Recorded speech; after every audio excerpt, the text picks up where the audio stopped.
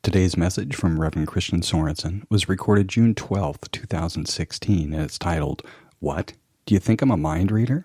Subtitled, What Love Can Do If You Let It Out. Let it be known, put it out there. Be willing to share that spirit that shows up for you. Come visit us sometime at www.seasidecenter.org, or you can join us in Encinitas, California sometime, where great music, a spirited message, and a joyful, loving community always await you. Feel the joy, feel the peace, and the comfort of home, 'cause all are welcome here. Yes, all are welcome here.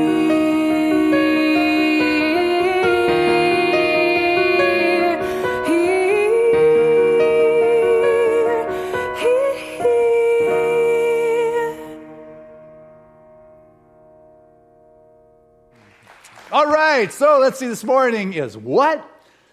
Do you think I'm a mind reader? And I can remember, I like the story I shared about not having your lights on and people don't see you, but you're fully present. I can see what's going on. But it really was inspired by kind of relationships when, you're with somebody and it's like a guy will say, hey, what's going on? And you say nothing. I want you to get it, women, that we believe you. And then if you ask us what's going on and we say nothing, it probably is the truth. There really is nothing else going on in there. And if you're moping around for 2 days and you're not talking, all we get is you're not talking, and that's okay.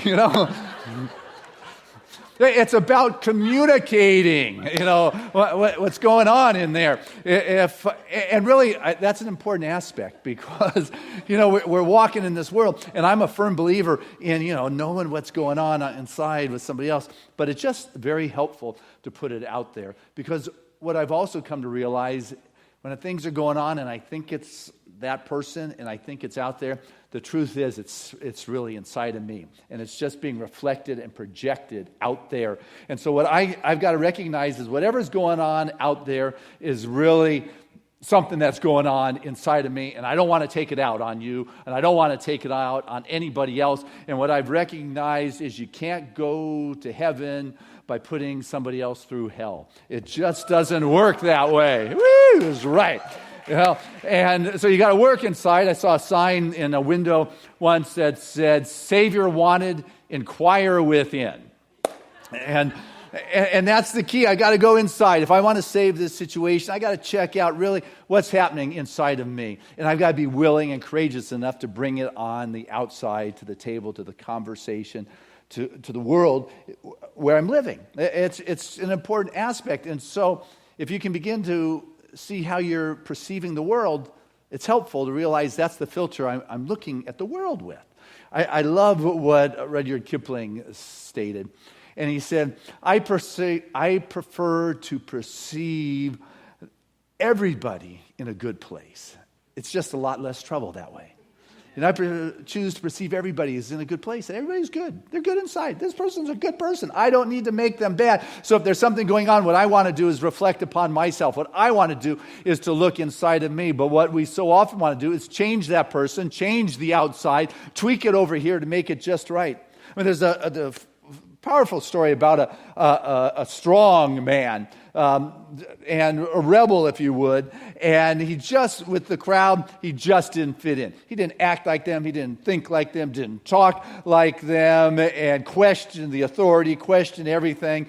And people couldn't figure out. Now, is he a rebel? Is he a prophet? Is he a psychopath? Is he a hero? Can you even tell the difference? But what they recognized, it really didn't matter. They needed to domesticate this guy and get him to settle down. And so they trained him to be sensitive to people's opinions, to people's feelings. They began to taper him so he was able to behave himself by the societal standards.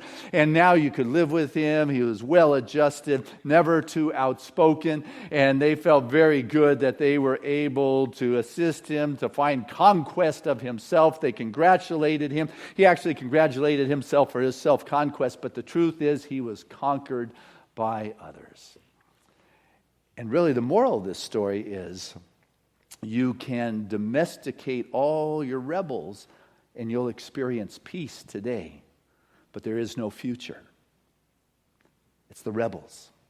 It's those that push the edges, the ones who stir the pot, that begin to stretch and assist things to grow and entice people to figure out what's going on here.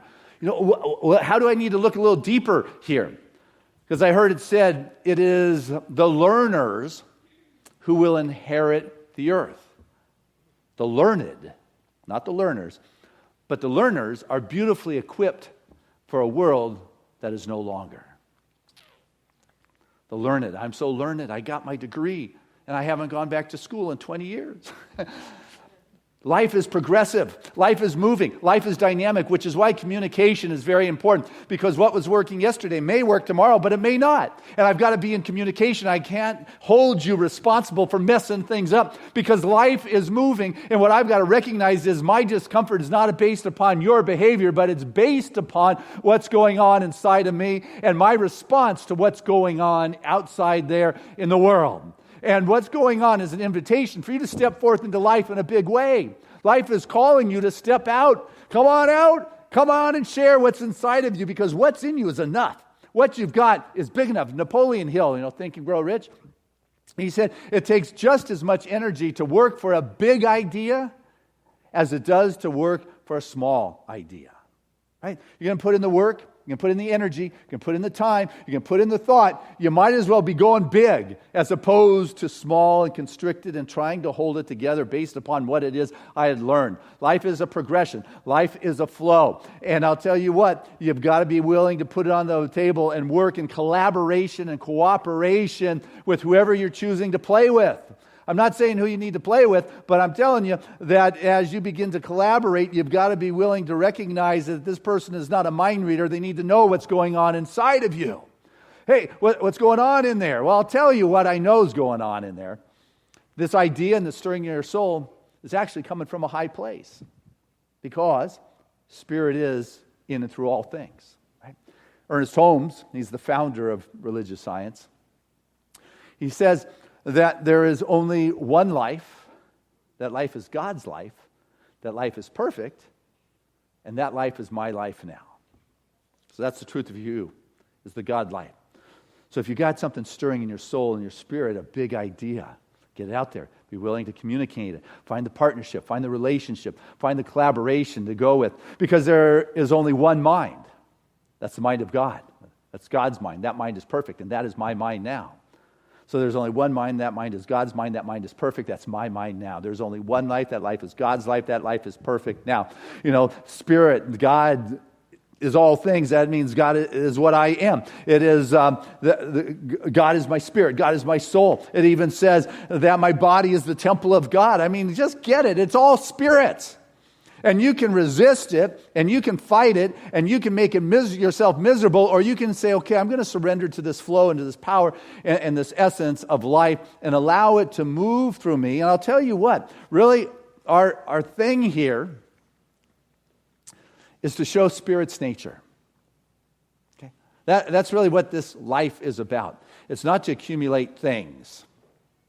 It's not to increase the human experience. Though, those are the results of showing forth the God nature. Follow me? That's like the fruitage. That's the demonstration that I'm on track. I'm doing it. And what I've noticed is the majority of the people that walk through our doors for the first time are looking to improve the human condition. There's a sickness, there's a challenge in relationship or career or finances, or who knows what it is. And we can teach you how to do that by using the law and the principle in a certain way. That's what classes are for. But I'm here to tell you what's a step above that.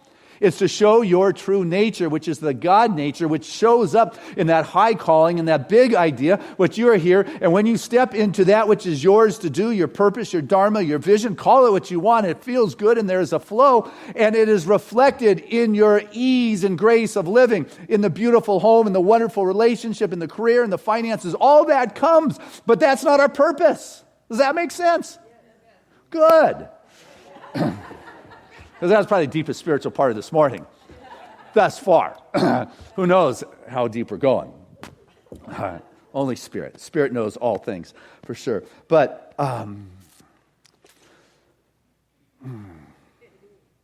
let's see where I want to go with that. We got to work on changing. And when you're in a partnership, in an honest partnership, whether you're collaborating in business or in a personal relationship, it's nice to be able to be in a place where you can be vulnerable enough to say, hey, this is me and this is what I'm working on. Because sometimes what happens is we're attempting to be something that we're not.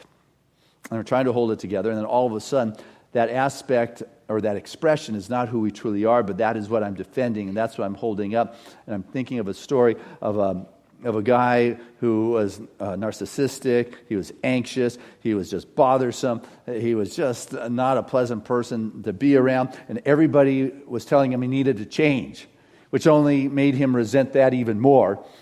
But yet he believed them because he recognized this about himself. But the more he tried to make things change, the more difficult it became, and the more he became stuck in that type of personality until one of his best friends said, you really need to change, which really upset him more than anything else. And he got just really upset. And it continued until one day his best friend said, you know what? You don't need to change. I just love you the way you are. And he said it was in that moment that he heard, I don't need to change. That I love you for who you are. That something shifted and he was able to change. See, that's the power. That when you are in communication and you recognize that you're loved unconditionally for who you are, that there is the ability to move and to change and to let go of your position and to be able to move a little bit further and say, you know what? I do want to express more of the Spirit. I do want to understand how I can be more than what I am. Because life belongs to the learners, to those that are growing, to those that are expanding. I always like the story about the person in days of old who was out on the road and found this beautiful gemstone and had it in his satchel, and it was sitting by the fire, and some person came staggering up, exhausted and tired and hungry, and said, can I have some help with some food? And the guy went into his satchel and pulled out some food, and the guy saw this beautiful stone and said, I want that rock. I want that stone. I want that gem. And he said, okay. And he took it out and gave it to him. And the guy took it, ran away off into the woods, and he laid there all night holding onto that stone, looking up the skies and wrestling, and couldn't sleep, and his psyche and stars. Finally, the morning came. Before the crack of dawn, he went back to the campsite and said to the guy he took the stone from, he said, you know what? I want more than the stone, what it is you have that allowed you to give me this precious gem. What is it that you have that you're willing to give away the precious gem, the most precious possession or thing that you have? Something inside of you that knows that there is more. That wherever the stop is in my life is just an opportunity for a greater conversation to figure out, hey, what is going on inside here? What is it that I need to experience? Because our life will be as big as our vision. You got that? Your life will be as big as your vision. Not my vision, not your partner's vision, not anybody else's. Your life will be as big as your vision. Because it's all spirit. You can't outbid God. That's the big one right there. But you got to be present with it. You got to be in the moment with it. You can't be thinking this is the way it used to be done to create that kind of experience. Everything is new. Everything is progressing. Bill Gates said, one thing's clear. There is no option about the future. I mean, the future is coming. And you don't get to vote on whether technology is going to create change. You know, it's not a democratic process. The deal is you're either in or you're out.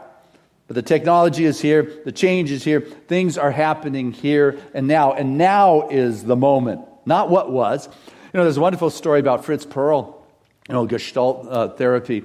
And he was invited to a conference of psychiatrists. And he was, a protege or a disciple of Freud. And the psychiatrists of this day spent a lot of time in analysis. which is a wonderful thing. And but what they were interested in, there were 1,000 individuals at this particular conference, and they were all doctors and they were MDs, and they invited Fritz Perls to hear about this new Gestalt therapy where it all happens in the present moment. They invited him to come and speak to them. He was up on the stage, and usually when there is a presenter, they take out the case history. They go through the case history. This is the case. This is how we created the healing experience through it, and this is how it unfolded. But he said, I'm going to do it differently. I'm going to invite somebody up on the stage with me. And he asked who of those 1,000 psychiatrists out there wanted to come up on stage with him. And none of them raised their hand. I'm not going up there. But one of the psychiatrist's assistants, Linda, she raised her hand. She came up on stage, sat down and said, hey, what's going on with you right now? I mean, what are you feeling? She said, I'm feeling a little anxious in front of all these people. I'm having issues with my romantic relationship. And she started smoking. And he noticed her playing with a box of matches, pushing in and out. And he said, and so I noticed you playing with the box of matches. What's going on? And he says, she thought, well, it's kind of representing, I'm opening up and I'm closing down. I'm opening up and closing down.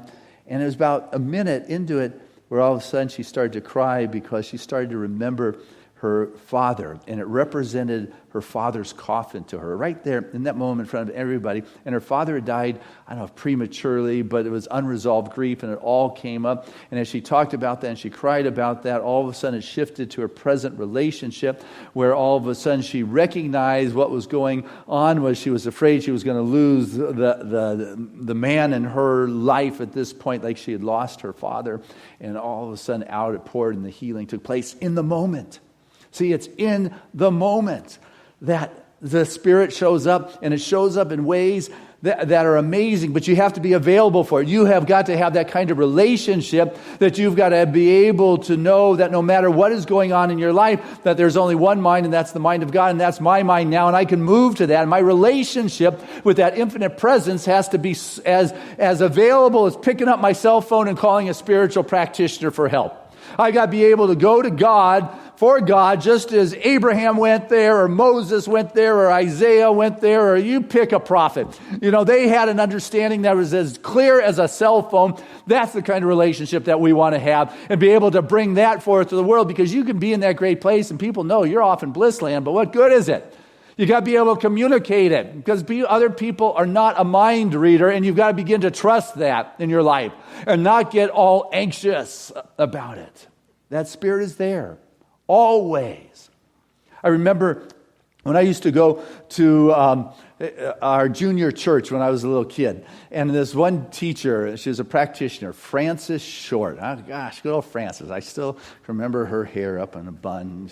She was old back then, She's probably 40 or something. But I was 6, so. But I remember the story she shared about this cow. She would go out in the pasture every night and eat grass, or every morning go out and eat the grass, and at night it would come home and it would lie awake worried that there wouldn't be any more grass in the pasture tomorrow because it ate so much that day. I don't know if they lie awake. They probably stand awake. But, it'd stand awake, looking at the stars saying, oh, no, God. And then in the morning go out, the pasture filled with grass, and it would eat all day long saying thank you to the cow god or grass god or whatever the cow would pray to. And then that night it would go home again and would just be all worried that it ate so much that there wouldn't be any more the next day. And the next morning wake up and there it was. And the moral that was for us kids was, what? Spirit will always provide for us, even if you don't understand how it works. The cow didn't understand nature or the biology of plants, but it was always there. And what I got was, I may not always understand the biology of the divine or how it's going to show up in my life, but I can know when I go to bed at night that everything will be taken care of me tomorrow morning, because I am going to be a learner. I'm going to be progressive. I'm going to be in the flow and not caught up holding on to this is the way it had been, and I used it all up back then. Because there is so much more that is before us that is waiting to come out. But we've got to be available to that. Because if we're holding on to the way we had been, it's going to make it long and hard and fearful. I read the story of a man who's nearing retirement. He went to the company's a doctor for one last final checkup, and the doctor was just shocked. Said, "Oh, I don't know how to tell you this, but your heart is on its last legs. I don't know if you have even 6 more months to live." And the guy was just aghast, was not what he was expecting. And he said, "Doc, is there anything I can do?" And the doctor said, "Well, you could, stop drinking, and you can give up smoking, and the rich foods, lay off those, and don't even think about sex." And the guy said, "And will I live longer?" And the doctor said, "No, but it will feel like it." It's, what kind of games do you want to play with your life and your world, I'm just telling you, you put it out on the table, you become present for the present moment, and that's where the healing happens. That's when the miracles unfold and the transformations begin to show up in life that are amazing. You will come to recognize that in your prayer work, in your connection with Spirit, that it is something that goes beyond words. We teach how to do the prayers here and how to create how to increase the human experience for sure. But there's more than the affirmations, or some people petition, Spirit. I want us to get that there's a life force that's ineffable. You can't even really put it into words.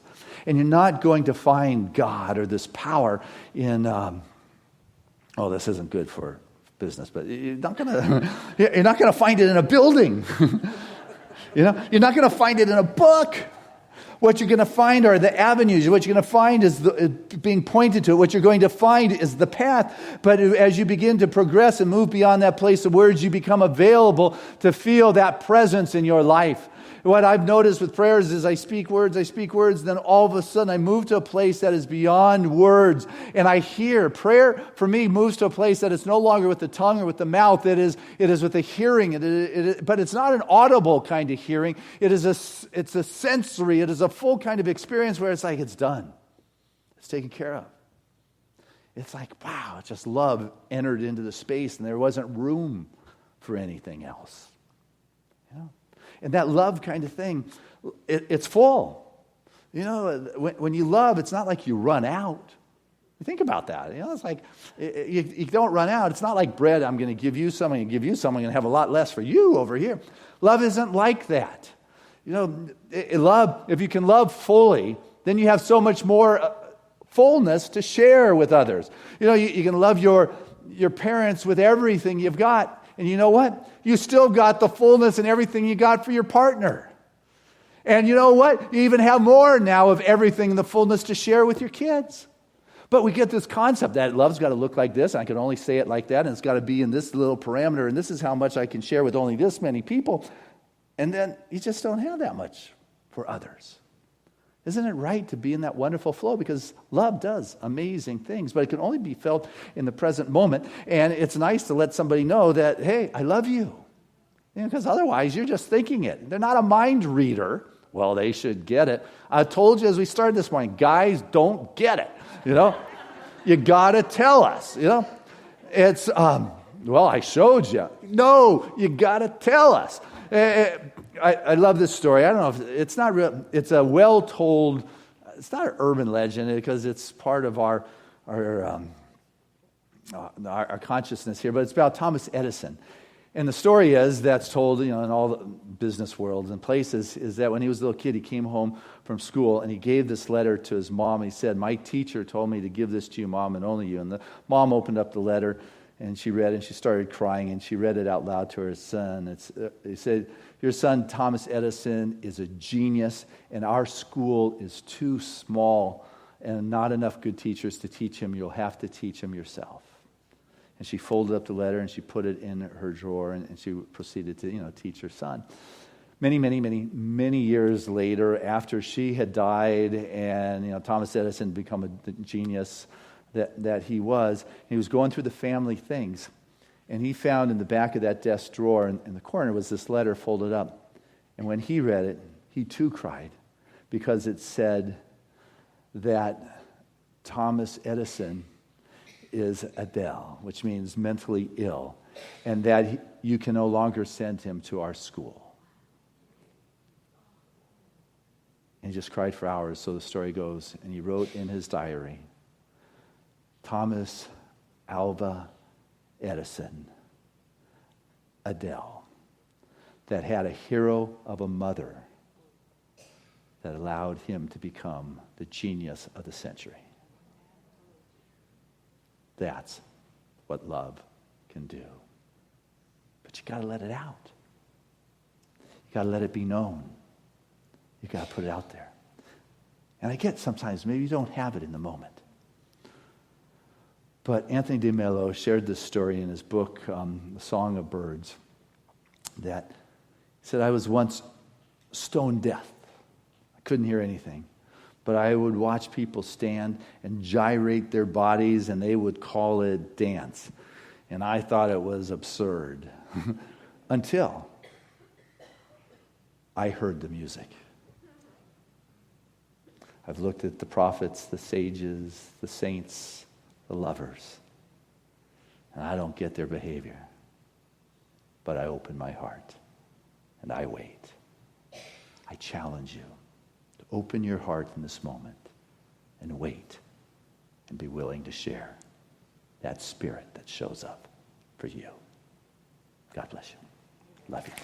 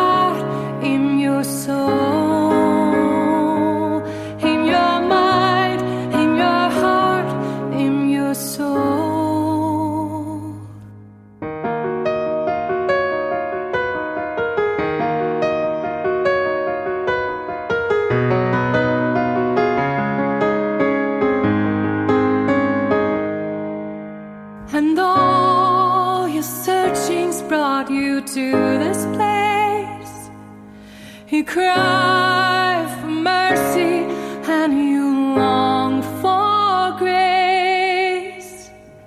Feel the love, feel the light. Won't you come in from the cold? 'Cause all are welcome here. Feel the joy, feel the peace, and the comfort of home. 'Cause all are welcome here. Yes, all are welcome here.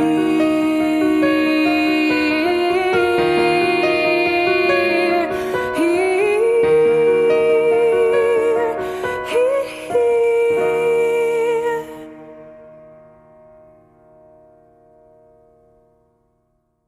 All Are Welcome Here, from the album Path of Light, was co-written by Peggy Lebo and Reverend Christian Sorensen. It's available at www.peggylebo.com.